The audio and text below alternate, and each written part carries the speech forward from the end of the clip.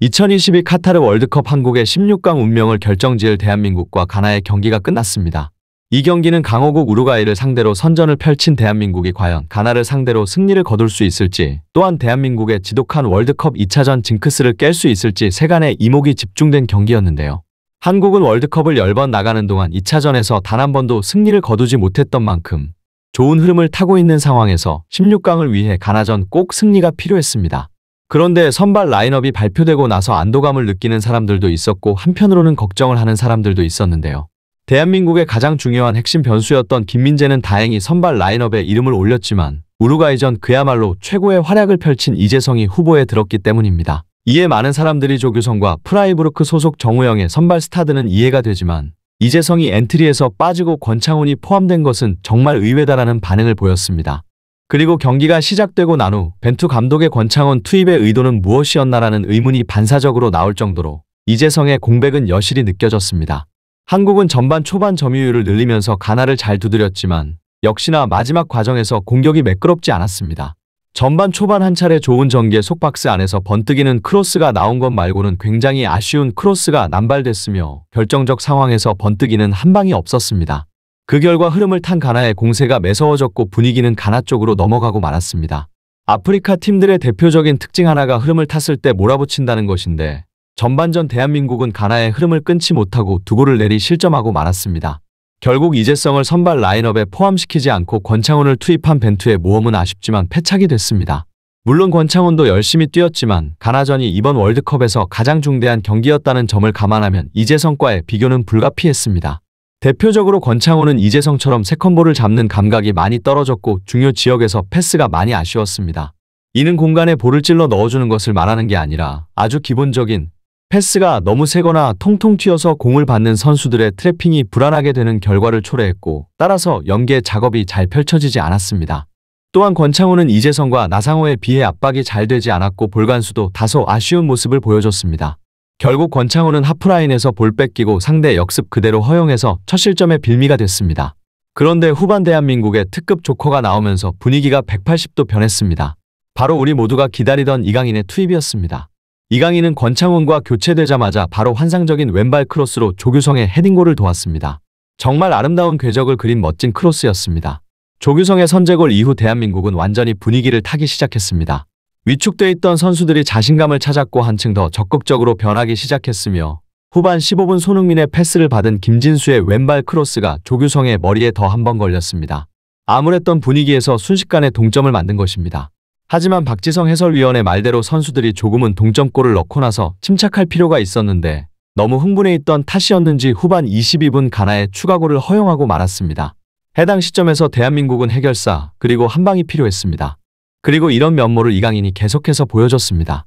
후반 30분 프리킥 찬스에서 이강인은 환상적인 왼발 프리킥 슈팅을 보여주며 가나의 골문을 흔들었고 완벽히 개인 기량만으로 다시 분위기를 가져왔습니다. 실제로 이강인이 투입되고 나서 한국은 급격히 좋은 찬스들을 맞이하기 시작했습니다. 이강인은 월드컵에서 자신의 진가를 제대로 발휘한 것입니다.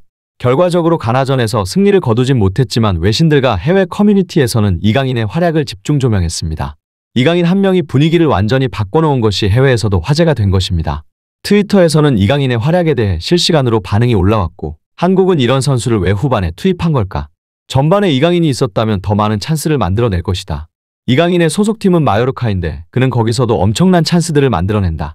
팀의 실질적인 에이스다. 솔직히 나는 한국이 이강인을 후보로 쓰길래 조금 놀랐다. 한국에는 얼마나 뛰어난 선수들이 많길래 이강인이 선발로 뛰지 못하는 거지. 이강인은 후반전에 들어와 자신의 가치를 증명했다. 이강인은 마요르카 같은 팀에서도 어떻게든 공격의 활로를 열어내는 선수다. 감독은 아마 이강인을 진작 넣지 않은 것을 후회하고 있을지도 모른다라는 반응을 보였습니다. 이제 포르투갈전이 남았습니다. 2002년 6월 14일 이후 20년 만에 갖는 한국과 포르투갈의 두 번째 맞대결입니다. 당시 대한민국의 역사상 첫 월드컵 결선 리그 진출로 이어진 경기였으며 파울로 벤투 감독은 포르투갈의 선수로 풀타임을 뛴 바 있습니다.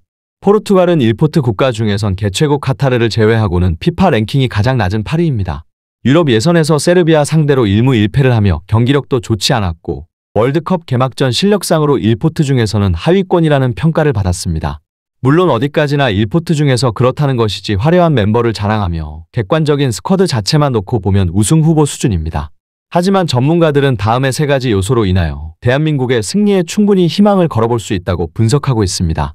첫 번째는 포르투갈을 이끄는 감독 페르난도 산토스의 존재입니다. 산토스는 화려한 스쿼드를 제대로 활용하지 못한다는 비판을 많이 받고 경기력보다 결과에 초점을 맞추는 정적인 수비 축구를 하면서도 성적이 부진하다는 비판을 받았습니다. 여기에 더해 포르투갈 축구협회로부터의 급여를 제대로 신고하지 않았다는 탈세 의혹에 휘말렸다는 소식이 나왔는데 이러한 입지와 여론은 산토스에게 커다란 부담으로 작용할 수 있습니다. 두 번째는 대한민국을 이끄는 감독 파울루 벤투의 존재입니다. 그는 포르투갈인이며 아예 8년 전까지 포르투갈 대표팀 감독을 맡았던 인물로 당시 2014년 브라질 월드컵에서 벤투 감독과 함께했던 호날두, 페페, 파트리시오 등이 지금도 대표팀에서 뛰고 있습니다.